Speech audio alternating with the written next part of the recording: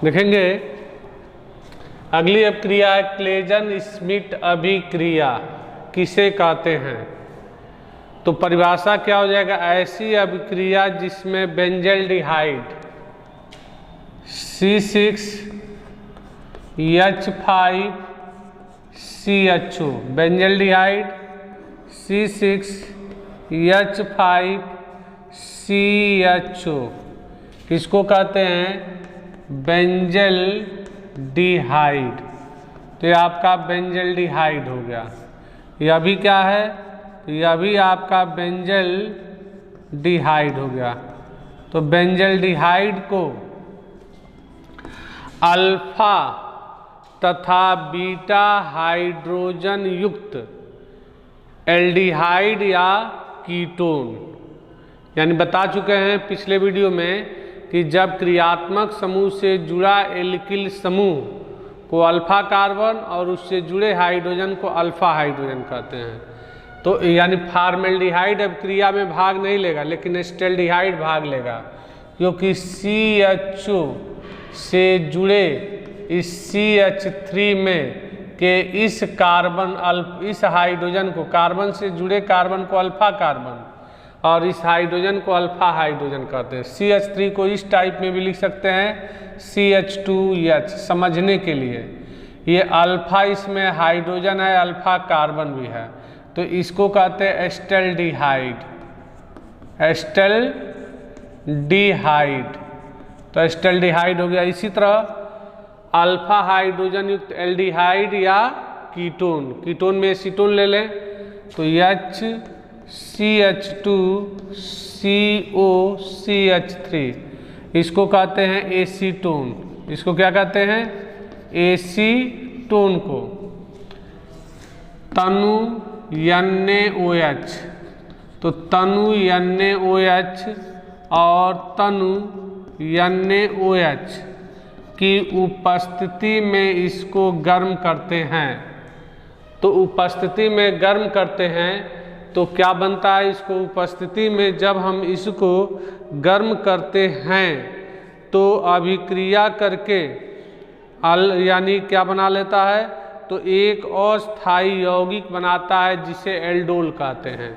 तो देखो यहाँ पर OH ये संयोजकता इस पर जुड़ जाएगा, तो C6H5 और यहाँ पर CH, और CH से क्या जुड़ जाएगा, OH, और ये CH2 और CHO, इसको कहते हैं अस्थायी यौगिक एल्डोल। ये क्या होता है,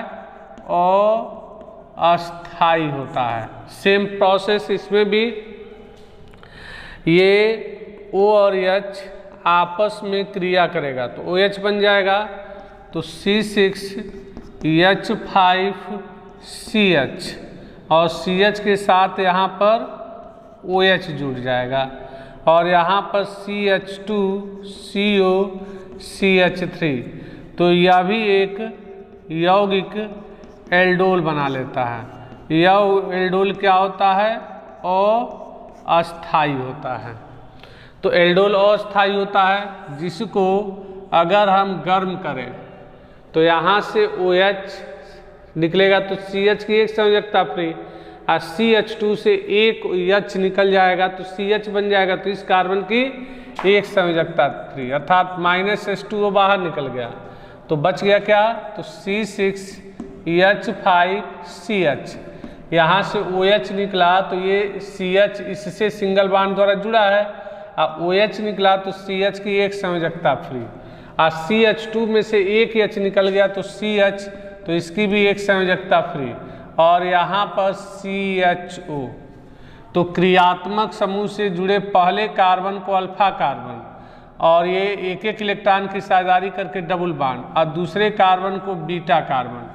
तो अल्फा तथा बीटा कार्बन युक्त असंतृप्त यौगिक जिसे कहते हैं सित्रेमिक अम्ल।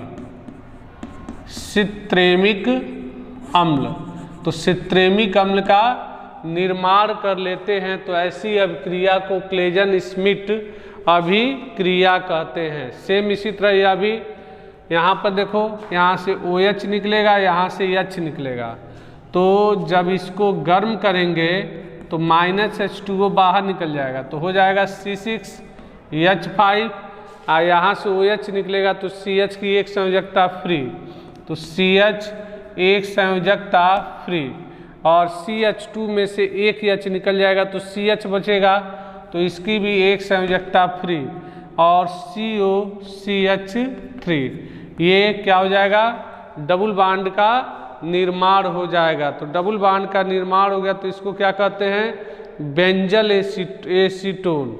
तो इसको हम लोग कहते हैं बेंजल एसीटोन कहते हैं, तो बेंजल एसीटोन कहते हैं। परिभाषा एक बार और देखेंगे, ऐसी रासायनिक अभिक्रिया जिसमें बेंजल्डिहाइड को तनु NaOH की उपस्थिति में